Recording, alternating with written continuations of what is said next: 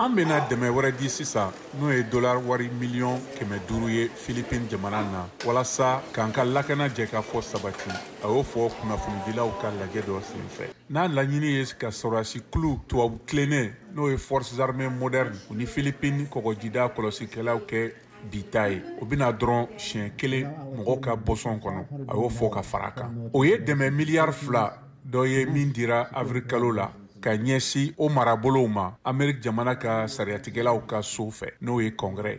O taama ni sen fɛ Blinken ni Amérique jamana lakanani ministri Lloyd Austin ye ɲɔgɔn sɔrɔ tarata don ni Philippines jamana kuntigi ye Ferdinand Marcos ale min ye Chine jamana ka wale kɛlɛ kosɛbɛ Chine saheliyanfan kɔgɔjida la. O laban nin y'a jira ko ale nisɔndiyara kosɛbɛ kumaɲɔgɔnya min sigira Amérique ni Philippines cɛ. Amérique ka cidenyaso ɲɛmɔgɔ y'a jira ko an bɛ waleɲuman dɔn jira tiɲɛna nin jɛɲɔgɔnya nin na. O kɔfɛ Amérique ɲɛmɔgɔba 2 ninnu ye ɲɔgɔn sɔrɔ n'u ka Philippines jamana ɲɔgɔnnaw ye n'olu ye Enrique Malano ni Gilberto Teodoro ye. Baro minnu bɛ wele ko 2+2 faranka ɲɔgɔn hukumu kɔnɔ walasa ka lafasali jɛɲɔgɔnya sabati Amérique ni Philippines cɛ. Nin ye a siɲɛ fɔlɔ ye Philippines jamana ka nin baro 4 nin kɛ. Blinken ni Austin ka taama nin na min bɛ Mali la o bɛ tugu Philippines jamana kuntigi ka taama kɔfɛ Washington avril kalo tɛmɛnen na.